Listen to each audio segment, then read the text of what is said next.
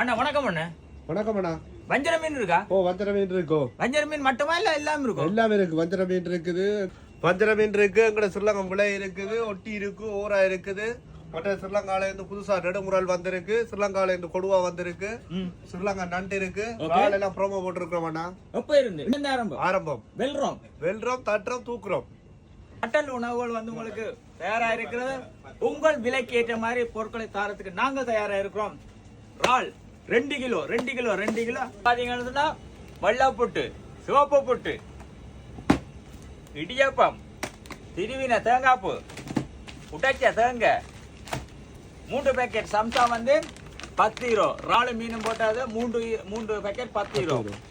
நண்பர்களே, La Chapelle lovely யோசானையில வந்து உங்களுக்கு தேவையான கடல் உணவுகள் கடல் போல் மலை போல் குமிந்து கிடக்கின்றது.